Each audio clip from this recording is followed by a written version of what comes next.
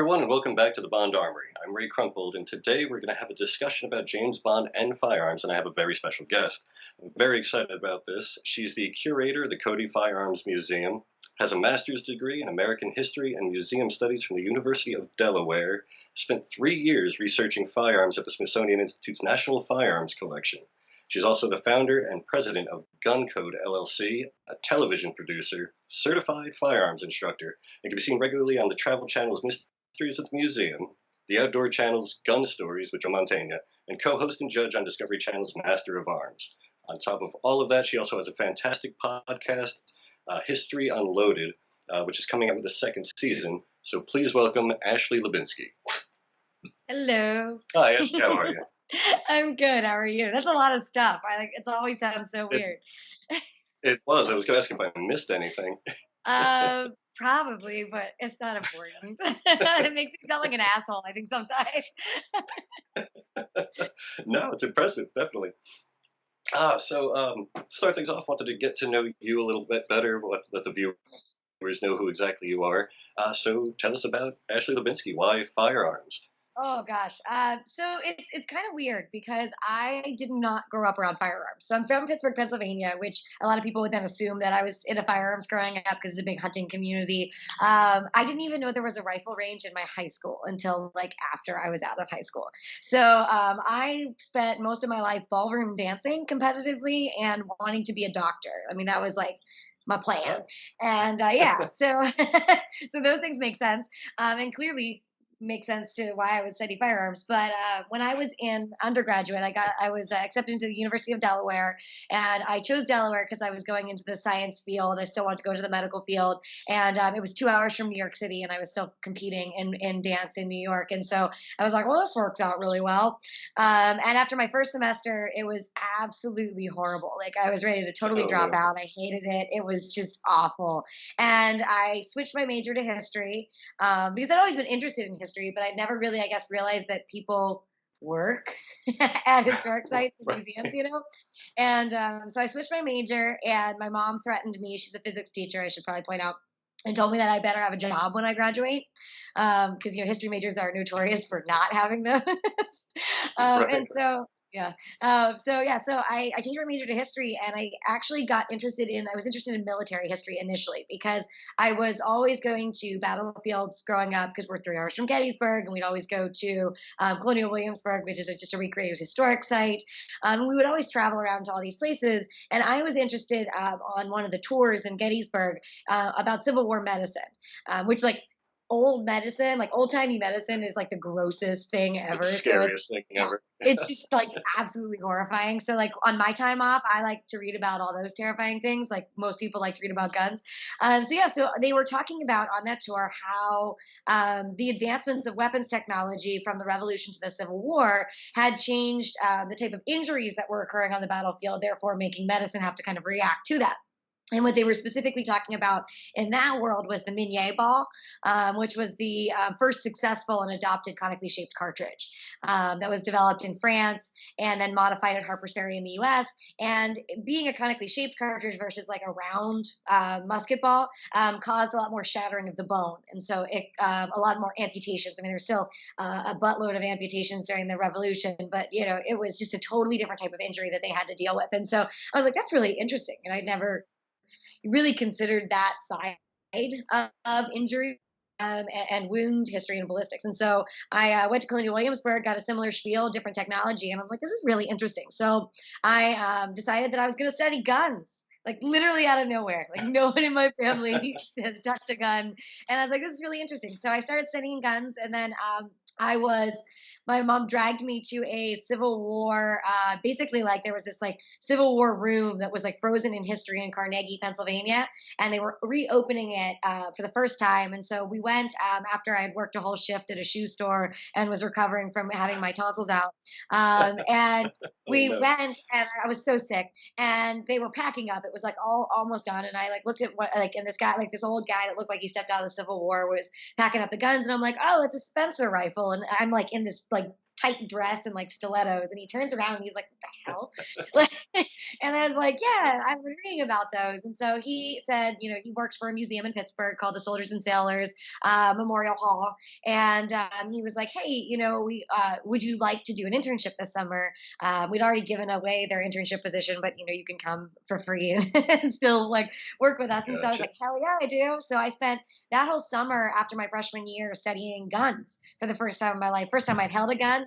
I had to identify over 200 different guns, what they were, what had been modified on them, all the different acquisition information. I just got totally hooked. And after that, I was interested not just in the technology behind it, but then also kind of the social world behind it, because the museum that I was interning at was a real big kind of soldier facility. So it wasn't like it was military history, but it was the actual soldiers from Western Pennsylvania and their artifacts in the museum. So there was a much more personal tone Oh to it. wow. And so I was interested in not just the guns and how they evolved, but how they affected, the soldiers' experience, society, culture. So I just did whatever I could after that to learn more about guns. I learned to shoot guns because they're far too technical to just like read a book about them. And so I learned to shoot modern guns, historic guns, did research anywhere I could.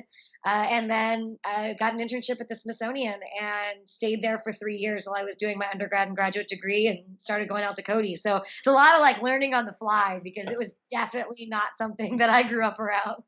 Right. You kind of just got thrown to the wolves, like just full hog. Well, I'll never forget it. The first summer I went out to Cody, the curator there, like I walked into his office like day one, and he had put out like like an array of guns, and like from like across the room, he's like, "What are they?" And I was like, because I was so new to, Wow. I was so new to it. And luckily I was able to answer. I mean, they were basic things like Winchesters and Henrys and Spencers and Sharps, right? Like typical Western stuff, but not typical for most people, I'm sure. And so that kind of earned my street cred with him. And so he, kept having me come back to the museum and do research and scholarship and learn a heck of a lot more than I did when I started. Very cool. Very cool. And how did you end up on the t- TV side? You're a Uh, producer as well. Yes. Well, I'm not what we call in the industry an OFWG. Is that offensive to you? OFWG. Old F and white guy. Oh, I mean that with no yeah. disrespect, because I really like in my heart I am with my cigar smoking and my whiskey drinking. Yeah. So I mean, part of it was like I went to Cody and I just wanted to be a collections manager.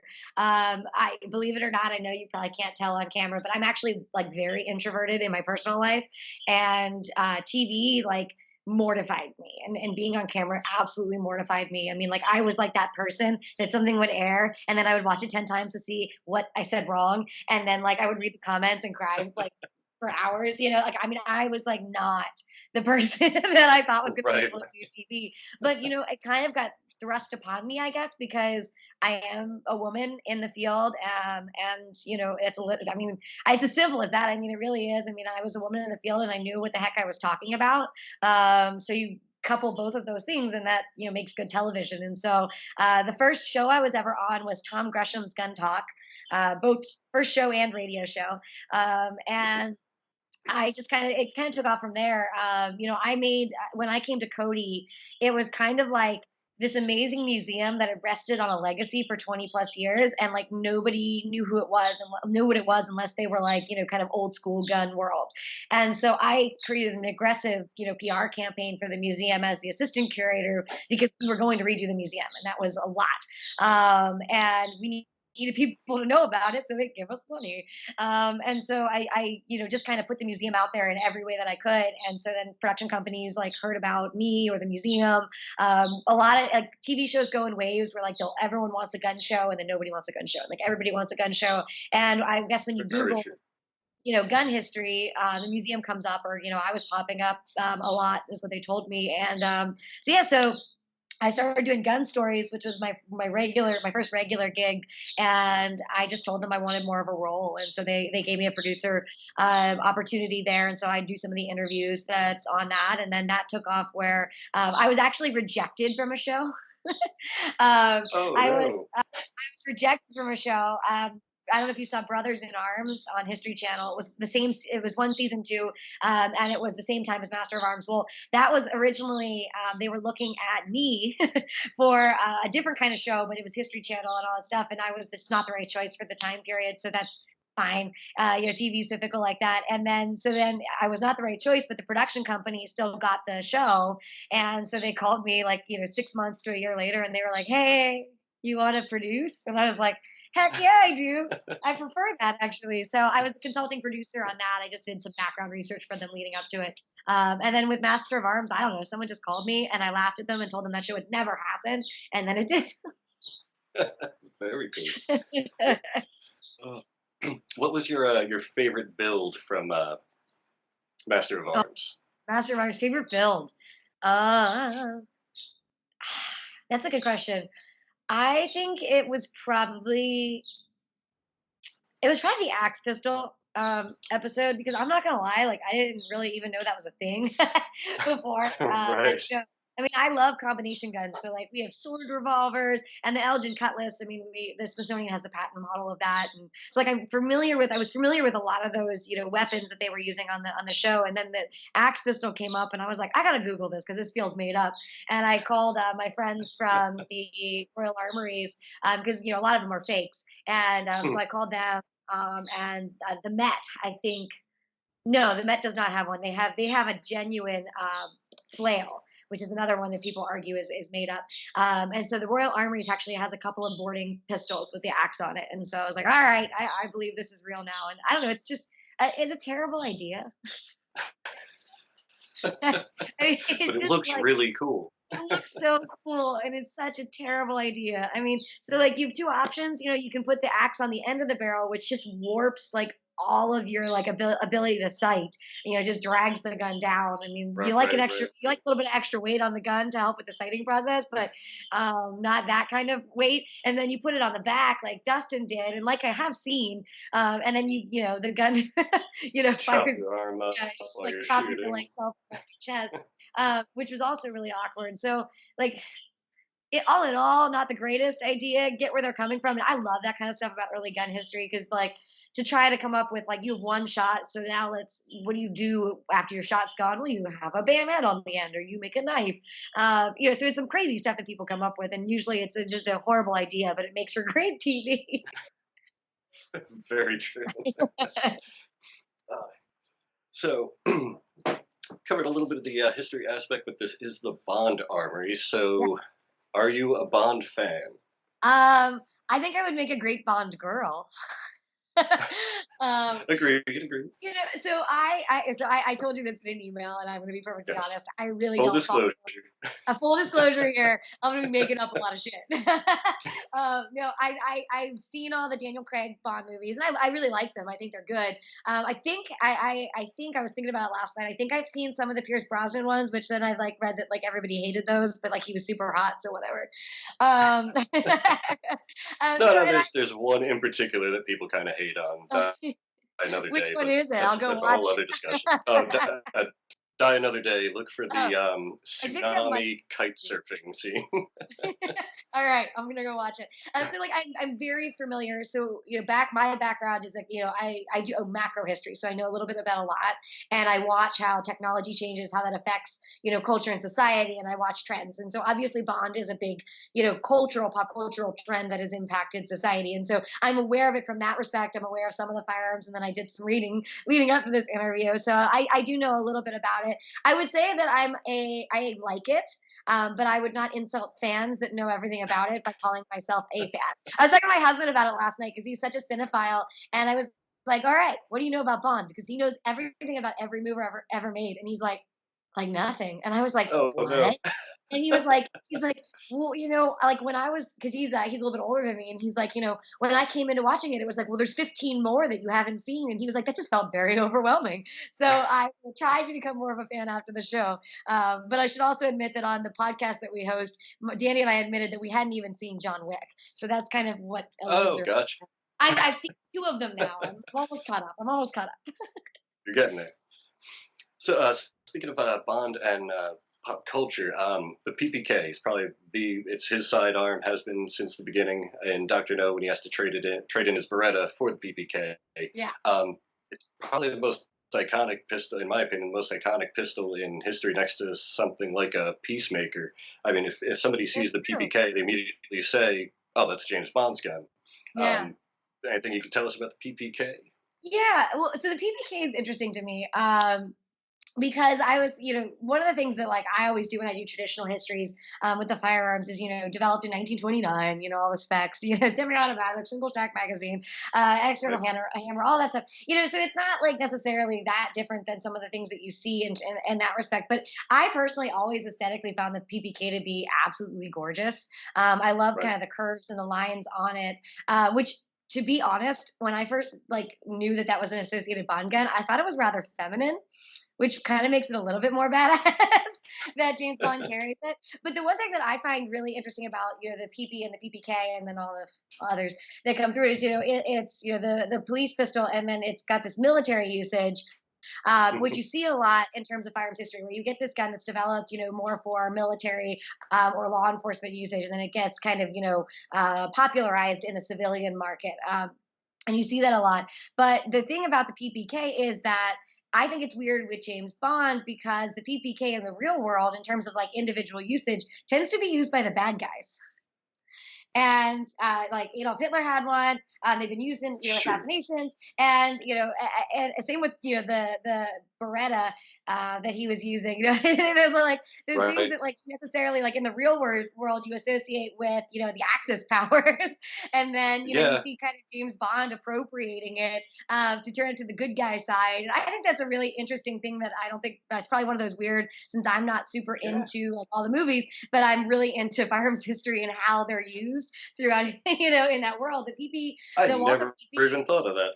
yeah, it's like it's the gun of the bad guys in the real world. Not anymore, but Right. initially, I mean, it was definitely the gun of the Axis powers, and then it all of a sudden becomes the gun of a true hero to a lot of people. And I think that that's a really interesting way to kind of flip it, because I do a lot of research in guns that are used by criminals in tragedy, and then how that impacts people's perception of that gun. So like the Thompson submachine gun's the gangster gun, even though it was far more used by the military than it ever was, in crime. And then the Derringer that was used to assassinate Lincoln. Everyone always goes it's the Lincoln assassination gun, but that really wasn't the bigger part of its history. And this is one of those worlds where this gun is totally used by the losers of World War II and the bad guys of World War II. And then it gets, because of Bond, it gets a total rebranding, so that we don't associate it necessarily with that anymore. We associate it with James Bond, which is a pretty cool way to kind of flip the script, pun intended, I Definitely. guess, on that type of firearm. Yeah, that's a really good point. I never even thought of that. And I've seen them come up at auction too. Axis gifts, the PP and the PPK elaborately engraved.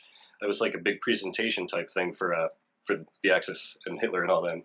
Yeah, well, and Um, the Beretta is the Beretta 34, right? That he uses the 1930. yes. Yeah. It's not that in the books, is what I was reading, but Yeah. the 1934 was a big. I mean, we have one in the collection that's got the Italian markings during World War II on them. I mean, so they were Oh, that too. The British guy using Axis guns. I don't know what's going on. uh, maybe they were drops from the battlefield. Right? So, Battlefield echoes. right. At the museum, there's a couple really rare guns that appear in the Bond films. One of them is a Walther WA 2000 sniper rifle. I think there were less than 100 of them made. I'm not even sure if it ever actually made it out of prototype. That appeared with Timothy Dalton in License to Kill. The Gyro Jet was in one of the Connery films, a super rare gun. And from what I understand, the ammunition is even rarer than the firearm itself. Um, have I don't have any. you ever gotten around to handling either of those, or what's the rarest gun that you've gotten to play with your job? Oh God, that's a question. So the sniper rifle, no, we're actually really weak on sniper rifles. We just got Barrett just sent us, a sniper rifle, and we really didn't have, well, an anti-tank rifle, but anti-material rifle. But I mean, technically, we got some M2s, which have been used as sniper rifles. But yeah, I mean, but we do have a weird number of gyro jets in the collection, which I always find really funny Really? because, like, yeah, I was doing a podcast like at SHOT Show, and someone started like going off on the gyro jet, and I was like, okay, literally like twice has anyone brought up the gyro jet, and I did not realize the gyro jet was a part of the Bond films, but now I need to see that because that's fantastic. So yeah, so the gyro jet, MBA Associates, is this really weird kind of an attempt to flip the switch on firearms technology. So in the post-World War II period, what goes on there is that you get these like new experimentations in polymer synthetics, lighter weight guns, but at the same time, not just the gun is trying to be modified. There are people trying to also engineer and really create lighter weight, newer concepts of ammunition. So you get a Right. lot of weird stuff in that time period. And so, like for example, the Dardic round, which is a triangular round, which is a projectile encased in a like a triangular polymer. It's around the same time as the gyrojet, and so the gyrojet, too, is trying to do that. And so the ammunition is actually like a microjet. And I'm going to butcher the physics behind it, so I'm not even going to try on how it operates. But it honestly, when you look at it, it looks like a toy. I mean, it looks like an air gun or a toy. And they like not just double down, but like triple down on the gyrojet. I mean, we have a handgun version, we have a rifle version, and there's a machine gun version. You know, Really? I just in didn't even know case about the machine gun. just in case you wanted to mass fire, microjets down a range. But they weren't. I mean, it ultimately wasn't very successful. But it's fascinating to me that that pops up in the Bond kind of genre because a good friend of mine, who you should totally have on this show, by the way, if you haven't, Larry Zanoff, I can put you with him. Independent Sure. Studio Services. He's got Hollywood Weapons and he does all the movie guns. Oh But like wow. he and I talk a lot about like how the like industry like picks up certain guns, and like so some of them are like Mhm. standards, like the PPK, like that's a really popular gun. But then like you're like, where the heck did they come up with a gyrojet? And so I think it's interesting that like they would take something that's got some really interesting, unique history to what's going on in that particular time period that it's invented, but then apply it to a series that's incredibly popular when the gun itself not so popular. I just think that's really a fascinating thing that they would come across and go, yeah, we got to have one of those. They might have had a really good gun advisor that was just like, you should see this thing. It's crazy. Right. Right. Another thing that we see a lot in all the Bond films actually are suppressors. Bond uses one on his PPK.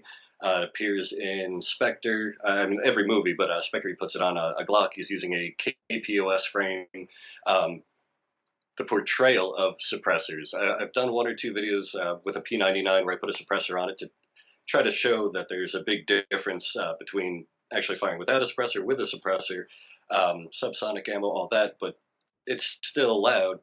But the portrayal that it is in films, how do you feel about that? I mean, I'm not like, oh, it's terrible, but it does create a really interesting dilemma, especially in my world. So I'm a historian, and as a result, I do a lot of like media interviews that aren't just like gun media, but like kind of more mainstream media. And as my job is really not to judge one way or the other for people and just kind of give them get just the facts. And that Right. was my Sean Connery impression apparently. It just made a real weird voice, but I deal a lot with this idea and the concept that two things. One, that the suppressor is silent, and I can talk about that in a second. And then, two, that it's this thing that's been used like all the time by people to, by assassins and in crime. And that's really just not the case.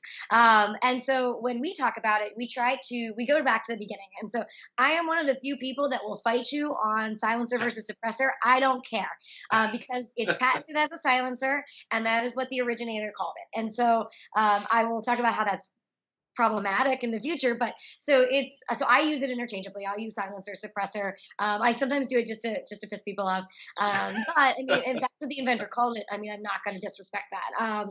you know Right. and so for me, I said, yes, it is silencer, but be more accurate in the way you're phrasing it, it's a suppressor because that's what it does. Right. So Hiram Percy Maxim, who's the son of Hiram Stevens Maxim, who creates the first successful automatic machine gun, he develops this silencer.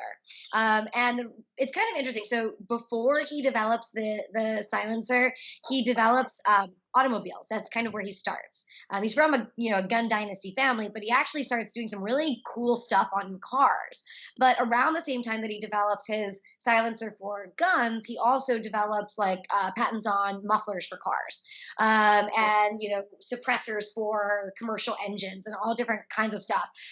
So it's interesting to me because the second that the suppressor or the silencer on a gun comes out on the market, it's also he's got all these other things that he's using it for. So it shows that it's got this kind of usage outside of just a firearm. He develops it, in his words, for the enjoyment of the sport because he was a target shooter. And he also claims that he came up with the idea in the bathtub, which is just raw awkward. He was watching the water go down. I can't make that shit up. Like he really, Right. and it's what's interesting to me is that the movie focuses on the quietness of it, and not necessarily the other benefits of having a suppressor attached to your firearm. And one of the bigger reasons was recoil reduction, to help with accuracy. And so when that came out, he was brilliant. He was like, it's a silencer and I'm going to market it like that because people are going to just eat that marketing campaign up. And that's what that's what he did. And so like there are advertisements with this, because it started off as the Silent Firearms Company and then it just became Maxim Silencer Company because he was making like mufflers for boats and all kinds of weird stuff.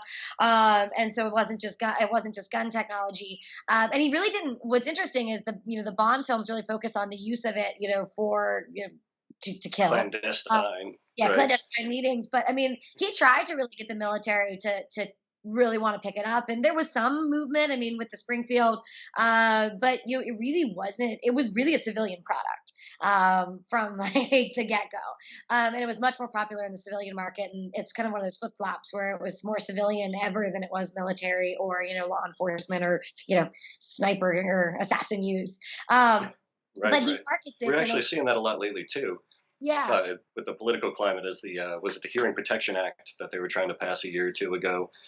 Makes sense to me, but I'm sorry, I didn't mean to interrupt. No. So that's so like to some extent, the Bond films did not do that technology a service, but I don't necessarily wholly hold the Bond films responsible for that because they're just trying to make a good movie, and if you can say, hey, there's this moderator device that you can put on a gun and it makes it quieter and that's cooler for TV. They're obviously or movies, they're obviously going to want to use something like that, just like they thought the gyrojet was a good idea. But what happens is that people get their information from movies, oddly enough, and they're like, hey, this thing, it's really silent. Did you see it? And James Bond uses it, and it almost takes on a life of its own. So I would first blame Hiram Percy Maxim for blame and admire his brilliant marketing campaign. Because that's just great marketing. And he couldn't anticipate 20, 30, 40, 50, 60 years from the invention of the gun around 1902 that then it would be demonized the way that it has. So it starts with kind of that, Hiram Percy Maxim calls it a silencer. So it's understandable that people would assume that means it makes it, relatively silent. And then the Bond films, I just never expect guns to be too accurate in any movie. Because you got to go with what creates drama and interest. And so then the Bond films almost take Maxim's marketing campaign and go, and then, right. And now that's where a lot of people get their information, to the point with when you said the Hearing Protection Act, which is really interesting to me, knowing the history of the silencer, is the fact that I know the silencer was literally invented for enjoyment of shooting and for 2 or 3 reasons that, one of them was to reduce the noise. And there were other practical reasons why he developed that technology, and that it's no different than, technology. He was applying the same, technology to other things. But when the Hearing Protection Act came out, there was a lot of people on the other side saying, oh, they're just trying to rebrand it as this enjoyable thing, and I'm right.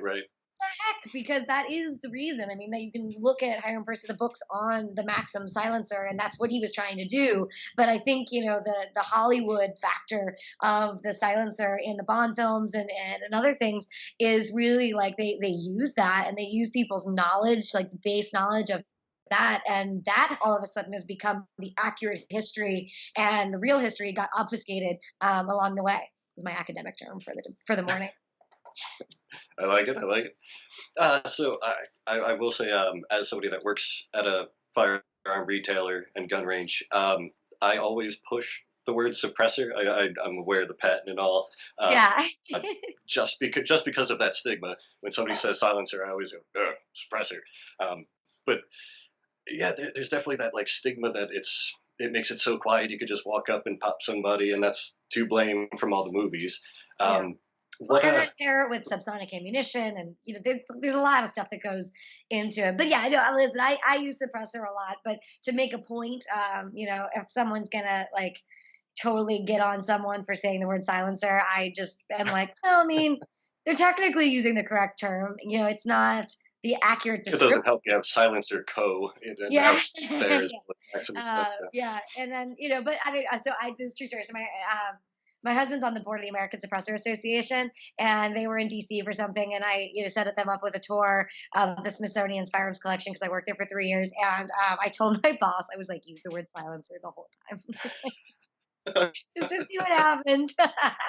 oh um, no, this is I driving mean, me we do crazy. a lot of joking. If I'm doing a mainstream interview, I use the word suppressor just because it's better to explain. And then if they say silencer, I take that opportunity to say, yes, that's the patented name and that was the marketed term and blah, blah, blah. But, suppressor is a more accurate term. And so I'm always qualifying it depending on who my audience is. But I do like to sometimes throw out the patents. I love patents. Patent history. You learn a lot on the podcast that I have. The patent history is like one of my favorite things. Gotcha. Um, you had mentioned that Maxim started off in a different field. He was into the, automotives and stuff like that. Gaston Glock was pretty much the same thing. He Yeah. was into polymers and stuff, and then went into the firearm industry. Are there any other ones that you could think of that just have that weird transition? I know in World War II there were companies like Singer, the sewing machine company, started manufacturing 1911s, which is So many another companies. Bond gun. So many companies did that. Oliver Winchester. We go Western. There you go. Oliver Winchester was a shirt manufacturer when he Really? became a shareholder in. So Smith and Wesson patented the lever action in 1854, and they were trying to work on they couldn't make a revolver at that point in time because of the patents that Colt still had held. It expired a couple years later. So they made a patent to make the lever action, and then Oliver Winchester came on as a shareholder, so a money guy, and then Smith and Wesson walked away when Colt's patent was expiring. They did amazing things with ammunition and revolvers beyond that. And Oliver Winchester almost bankrupted multiple of the companies before they became Winchester because of his naivete of the gun business.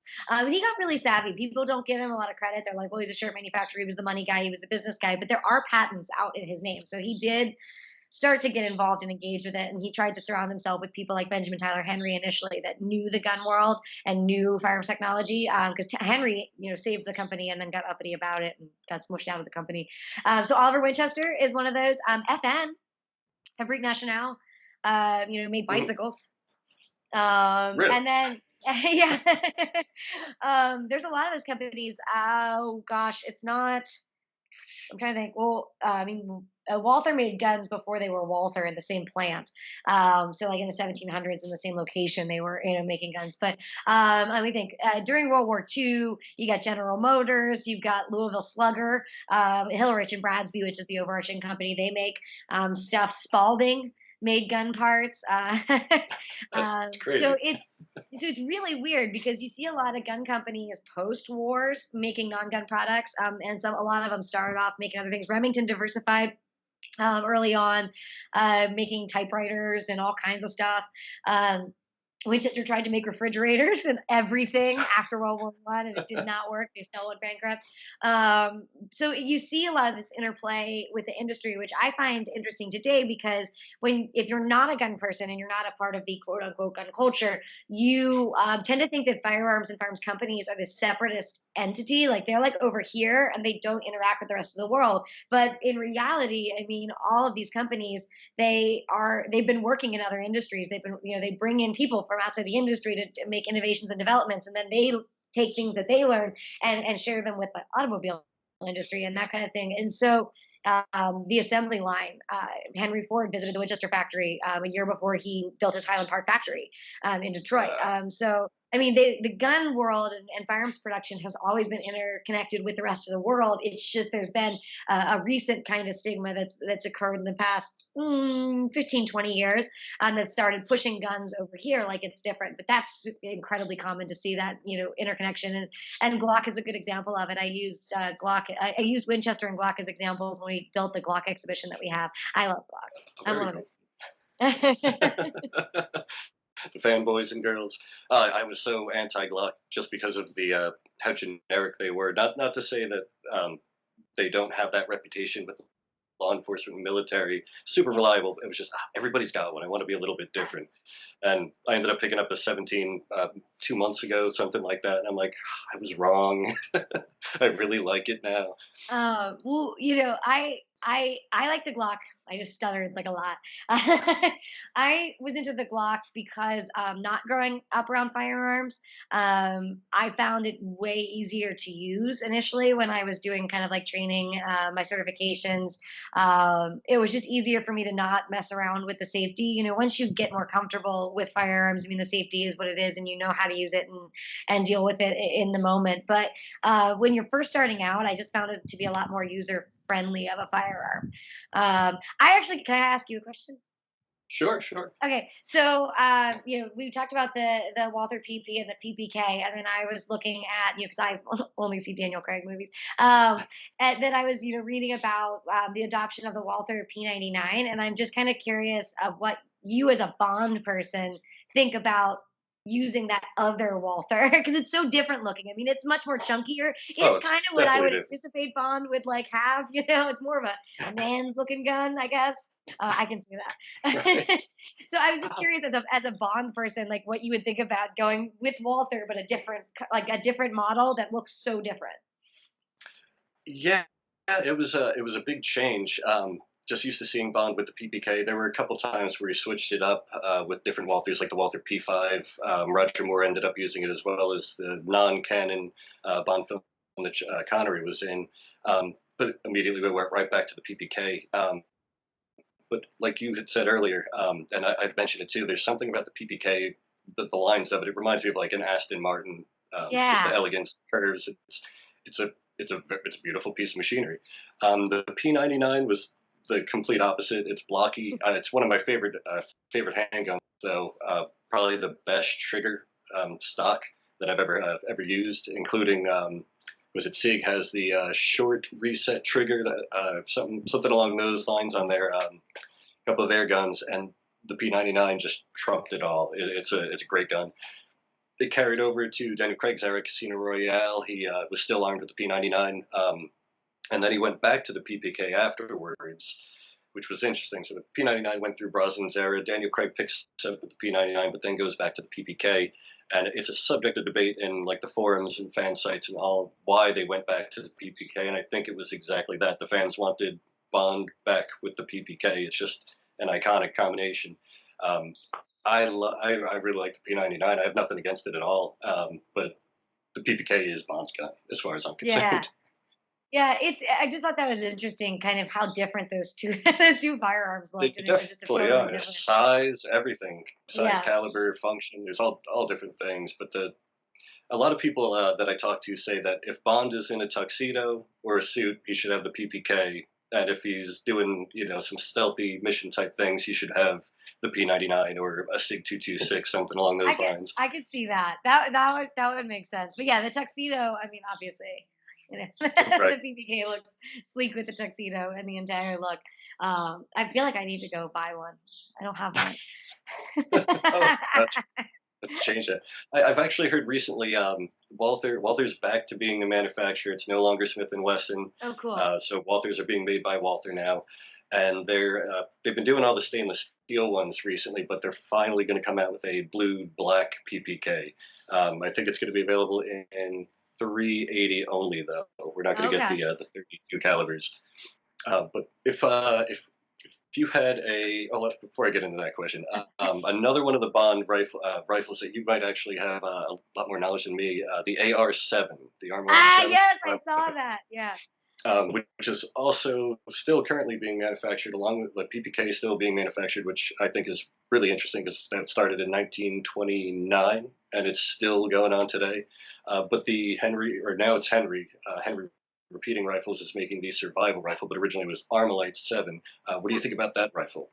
It's really interesting. I saw that when I was doing research, and I was like, an AR-7. There was a lot of moments like when I was like doing research for this podcast when I would be like, what? Like I had no idea, you know.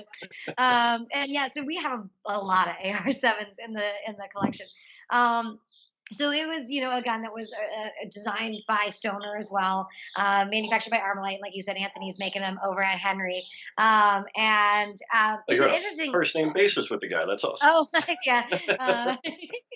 Uh, yeah, no, they're making it over there, and I think it's a fascinating little gun for people, especially like preppers today. I mean, it makes sense to me.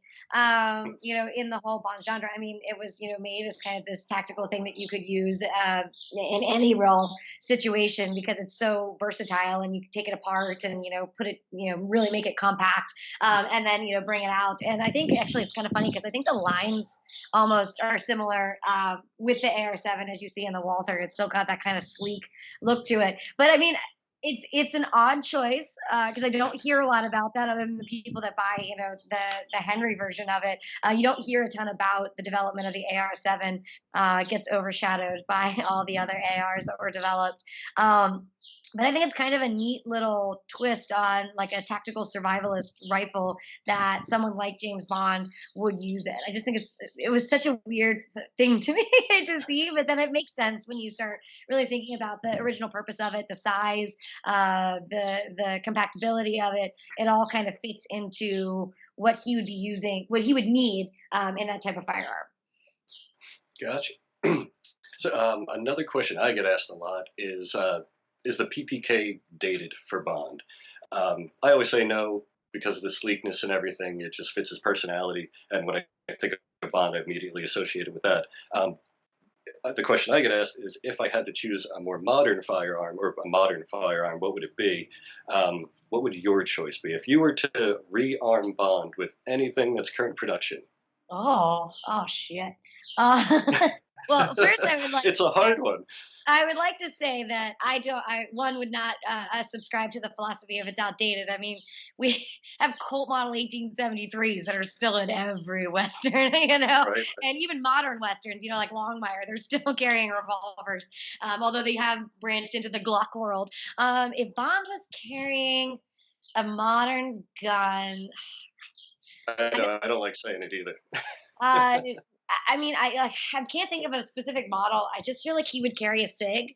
I don't know, I can't think of a 226 Sticking with the maybe. Germans. Yeah, you got to stick with the Germans because they know what they're doing. They don't know how to win wars, but they can certainly make guns. They can make the I heck out of a gun. I feel like yeah, it would certainly not be a Kimber. Um, but I think it would be maybe a Sig, maybe a two Like two a six. high point, maybe.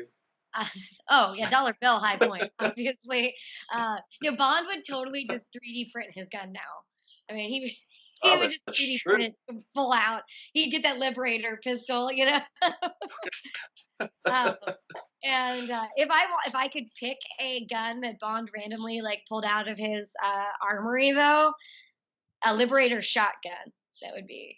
It's not new though. Peter It's a shotgun. 4 barrel. They weren't ever adopted, but they're crazy little sci-fi short barrel shotguns. It's got 4 barrels, rotating firing pin. Some of them have a collapsible stock or have a wire folding stock, or detachable stock. Sorry, that you take off. But yeah, it's just like a little handgun. It's basically a handgun with 4 shotgun barrels that would be probably terrible to shoot. But I just feel like it would be a real if we're going for weird obscure shit that apparently he likes to shoot, I would say get yourself a Liberator shotgun and call it good.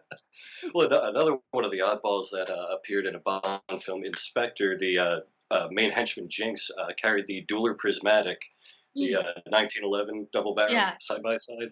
That's a crazy looking gun too. Um, what would be what's the most oddball gun that you've come across in your profession? I know we talked about the gyrojet and stuff, but And what's the most unique and odd, odd that you've that is a, oh, I've seen so much weird stuff. come Um, across?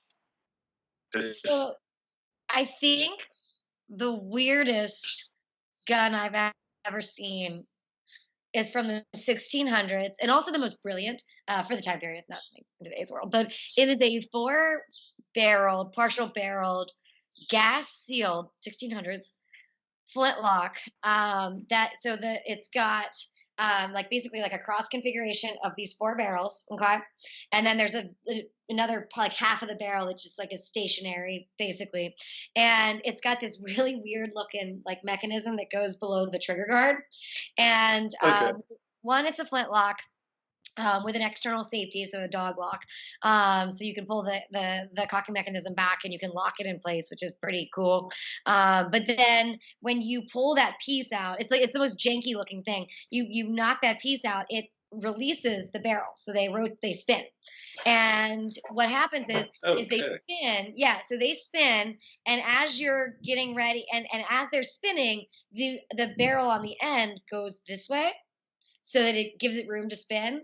And when you're ready to lock it into place, you put that piece back and the gas seals back together and then it fired. And then you can fire it. And it's just so ridiculous, you Interesting. know. I'm like, Uh, very cool. So your podcast, I wanted to get into that before yeah. I forget too. History Unloaded. You have one Mhm. season already available. Highly entertaining, very cool Thank uh, you. You think it's weird. information in there. I love the banter that you guys have back and forth. It's a lot of fun. No, but season two is being recorded. It's on its way. Yes. Yeah, we're working on it right now. So it's Okay. so it's such a weird thing to me because the podcast was such Oh, a I'm sorry. Am I breaking up at all? Because you're breaking up a little bit. So I just want to make sure I'm still coming through. oh no, no, no. I think Okay. we're caught up. Okay, cool. So Danny, my assistant curator, who's going to be the curator when I take my, retirement position at 30 in a few months as a curator emerita. So he was like, we should do a podcast, and I was like, all right. And I think that we like partially do it wrong, but then maybe that's right because we like do zero prep for it. I mean, like we just kind of show up, and we're like, we talk for like 20 minutes, and that is either going to work super well or it's going to be a train wreck. I feel like, and some of the episodes that we didn't release were train wrecks. So yeah, so we just enjoy doing it. I mean, and it's cool to be able to talk off the cuff because so often as a curator, we have to write things so concisely because it's a museum label and you can't lose a visitor's interest. And then so often when you're doing videos for like other people, they want it to be a minute or less or 3 minutes max, and so you really just do a very kind of short look into a type of firearm or a type of topic. And so we wanted an opportunity for us to be able to talk more at length about specific things. And so we do 20 minutes because I just feel like nobody wants to hear my voice any longer than that. Although I don't know how long this is going to be. Sorry. But so we just started doing it, and I don't know, we had some really good response.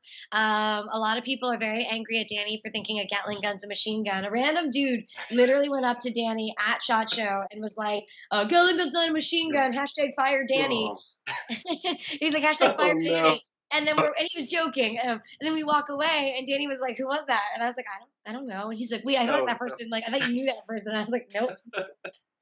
Uh, That was probably one of my favorite episodes of the podcast too. Was yeah. listening to you guys argue about it back and forth. Like I got the patents.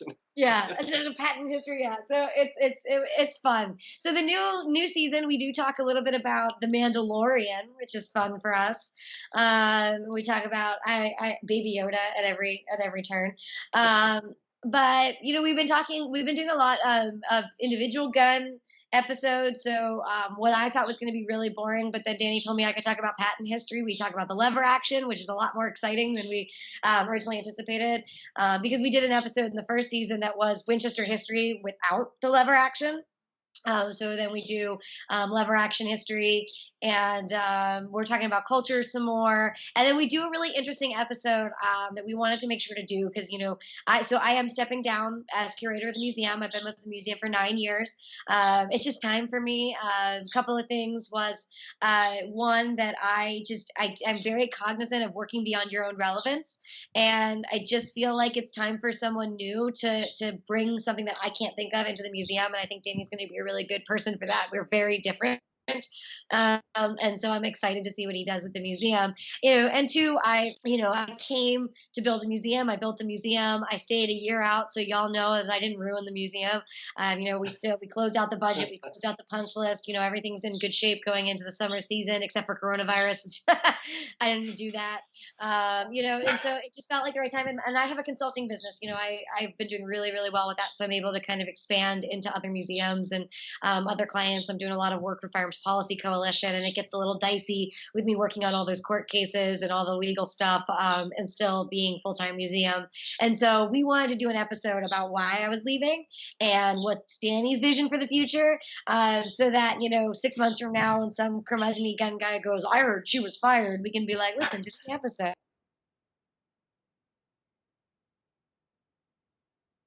Real reasons why, and not what you're going to hear in the press release why, or why what you're going to hear in the posts. So I think that's going to be a really good episode. I'm excited about that one. We actually talked about it before the announcement was made too, so it was kind of fun.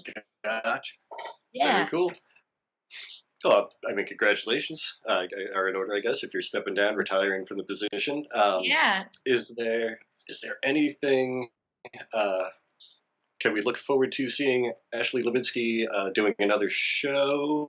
Yeah, well, so I'll be still doing. I understand if you can't get into specifics. Yeah. So, well, I am on. Rob Riggle has a new show coming out. The comedian Rob Riggle, Rob Riggle Global Investigator, which my God, premieres it's on my DVR. Yeah, I'm so like it looks a huge funny. Josh Gates fan. As soon as I saw that, I'm like, oh, I have to record it.